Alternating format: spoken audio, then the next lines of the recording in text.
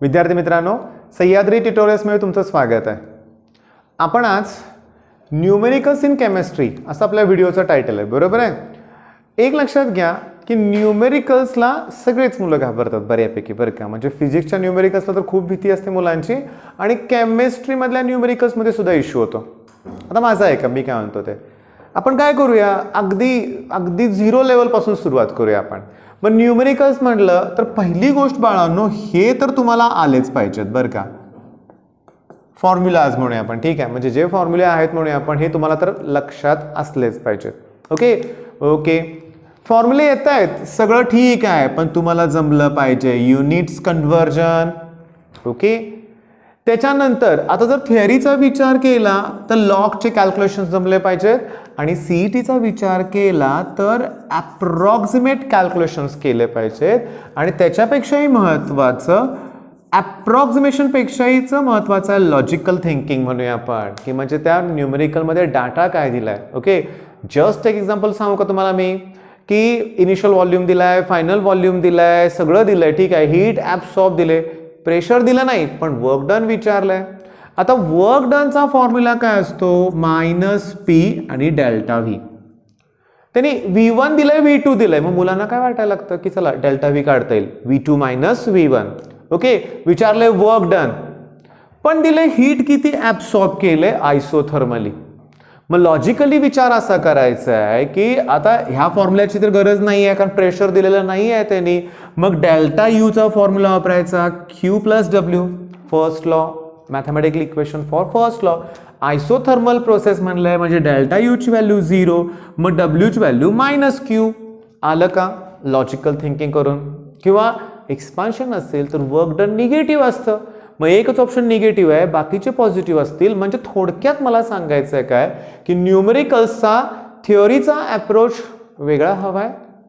MCQ सॉल्विंगच्या वेळेस fast calculation, logically विचार करायचा आपल्याला करायची गरज आहे.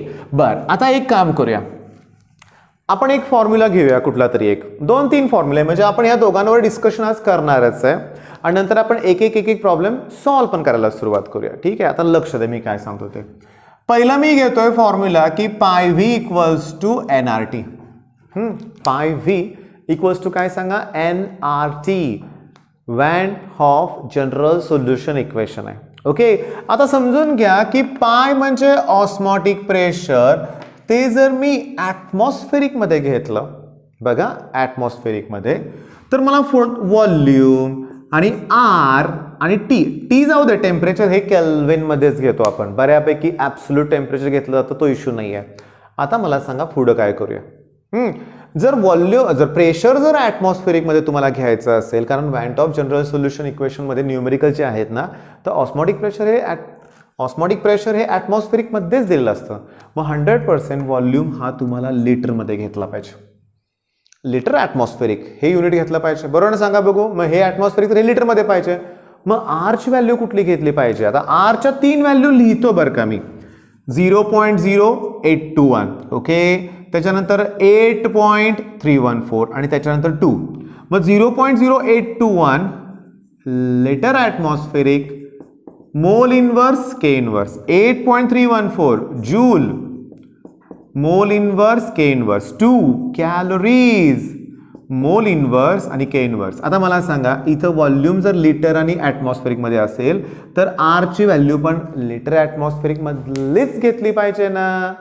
आलं का ध्यानात तुमच्या. मग हा पहिला फॉर्म्युला तुमच्या लक्षात आलाय. ओके, हे तुम्ही व्हिडिओ पॉज करून हे नोट डाऊन करून ठेवा.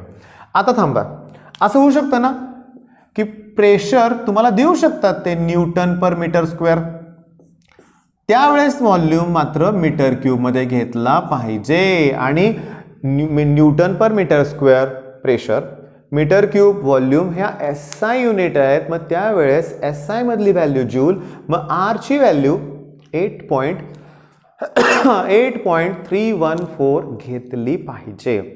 आलं का ध्यानात. ओके, आता लक्षात घ्या, आता आरच्या व्हॅल्यू आहेत ना, त्यामुळे इम्पॉर्टंट आहेत बरं का, लक्षात घ्या. आरच्या व्हॅल्यू खरोखर इम्पॉर्टंट आहेत, पुसल्या मी आता. पण आता बघा, आपण एक काम करूया, आता 2019चा पेपर बघूया. 2019 डे 1 शिफ्ट 1 बघा. Delta H minus delta U विचारलंय त्यांनी. Delta H minus delta U formula असतो डेल्टा एन आर टी बरं का. ओके, आपण आज कॅल्क्युलेशन नाही करायचं, आज आपण फक्त सुरुवात केली, लक्षात घ्या. फॉर्म्युला आणि युनिटला म्हणूया आपण. ओके, आता मला तुम्हाला सांगायचं काय बघा, की त्यांनी ना समजून घेण्याचा प्रयत्न करा. एक रिॲक्शन दिले, रिॲक्शनवरून डेल्टा एन व्हॅल्यू काढता येईल.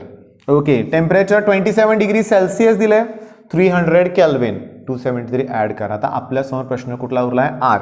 मग 2019चा 13वा प्रश्न येतो. मी ऑप्शन ए लिहितोय 54 calorie, option B 600 calorie, option C 300 calories, option D 27 calories.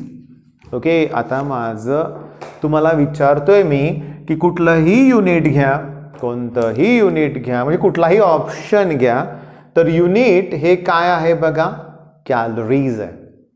मग मला सांगा या कॅल्क्युलेशनमध्ये आर ची व्हॅल्यू तुम्ही किती घेणार? 2 कॅलरीज मोल इनवर्स के इनवर्स. आलं का ध्यानात? आता आयडिया मिळाले तुम्हाला, लक्षात घ्या. आता म्हणजे जसं तुम्हाला युनिट हवं असेल तशी तुम्ही आर ची व्हॅल्यू इनिशियलीच घ्या ना.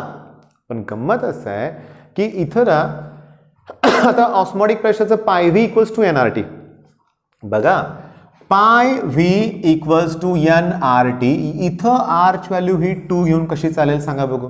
मग गंमत बघा, जर इथं आर या इक्वेशनमध्ये आरची व्हॅल्यू जर मी 2 घेतली तर ह्याचं आन्सर कॅलरीजमध्ये आलं पाहिजे ना. कशात आलं पाहिजे? कॅलरीज. मग ते लिटर ॲटमॉस्फेरिक चालणार नाही आहे, जूल नाही चालणार. मग इथं याला तुम्ही, मी काय सांगतो ते बघा, याला तुम्ही न्यूटन पर मीटर स्क्वेअर मध्ये घ्या, याला तुम्ही मीटर क्यूब मध्ये घ्या, त्याला 4.18 ने डिवाइड करा, मग आरची व्हॅल्यू 2 चालेल. पण एवढं करण्यापेक्षा हे लिटर ॲटमॉस्फेरिकच ठेवायचं आणि आरची व्हॅल्यू काय घ्यायची? 0.0821. आता हे पण तुमच्या लक्षात आलंय.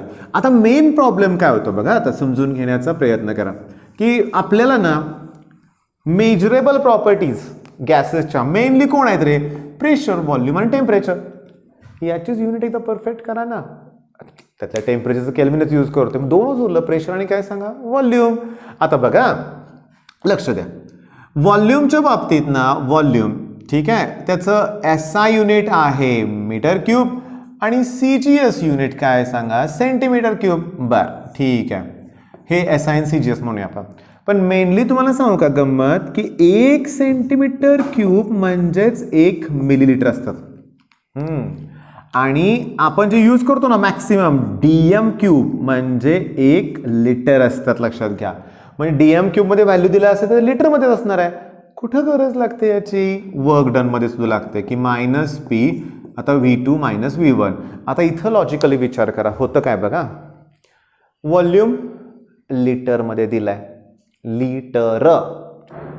वर्क डन मात्र जूल मध्ये दिलंय. आता माझं आहे का की वर्क डन तुम्हाला जूल मध्ये दिलं असेल तर प्रेशर हे न्यूटन पर मीटर स्क्वेअर मध्ये हवं आहे आणि व्हॉल्यूम सुद्धा मीटर क्यूब मध्ये हवा आहे.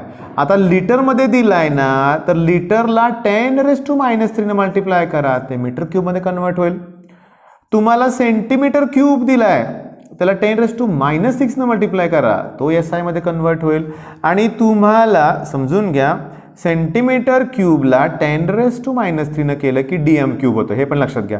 काही केसमध्ये तुम्हाला सेंटीमीटर क्यूबचं डीएम क्यूबमध्ये सुद्धा कन्वर्जन करावं लागेल. मग आता करायचं काय सांगतो, लक्षात घ्या. बघा इथं कन्वर्जन्स आता लक्षात आलेत, युनिट्स कन्वर्जन तुमच्या बऱ्यापैकी लक्षात आलेत आणि जास्त किचकटते नाही आहे. आता मेन तुम्हाला सांगू का, number of moles given mass upon molar mass. त्या केसमध्ये तुम्हाला जर मास ग्रॅम मध्ये दिलं असेल, ग्रॅम मध्ये, तर त्याला 1000 ने डिवाइड करा आणि त्याला किलोग्रॅम मध्ये काय करा? कन्वर्ट करा. आलं का लक्षात तुमच्या? आता मी तुम्हाला जस्ट सांगतोय काय ते लक्षात द्या. मी तुम्हाला युनिट्स कन्वर्जन्स वगैरे बोललो, थोडंसं अप्रॉक्सिमेशन बद्दल पण बोललो. मग आता थर्मोडायनॅमिक्स सारखा टॉपिक जर तुम्ही घेणार असाल तर मी तुम्हाला सजेस्ट काय करतोय बघा, लक्ष द्या.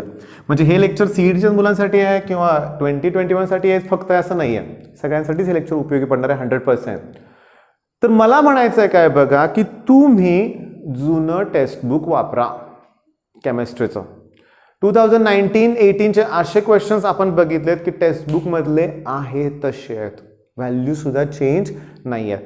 पाठ करा असं म्हणत नाहीये तुम्हाला मी, पण तुम्ही सोडवा, ते प्रॉब्लेमची प्रॅक्टिस करा. एक लक्षात घ्या की केमिस्ट्रीमध्ये आपले 50 क्वेश्चन्स आहेत ना, मॅक्सिमम 10 मार्क्सचे न्यूमेरिकल्स आत्तापर्यंत आलेले आहेत, म्हणजे न्यूमेरिकलचं वेटेज बऱ्यापैकी आहे. सगळ्यात महत्त्वाचं न्यूमेरिकल्स आहे टाइम कन्झ्युमिंग. मग आता काय करूया बघा, आपण एक अभ्यासाला सुरुवातच केली असं म्हणूया आपण. मग फर्स्ट स्टेप काय करा, आज बघा टॉपिक कुठला सुरू होते, सुरुवातीला सॉलिड स्टेट, नंतर सोल्युशन, त्याच्यानंतर थर्मो, त्याच्यानंतर इलेक्ट्रोकेमिस्ट्री आणि केमिकल कायनेटिक्स.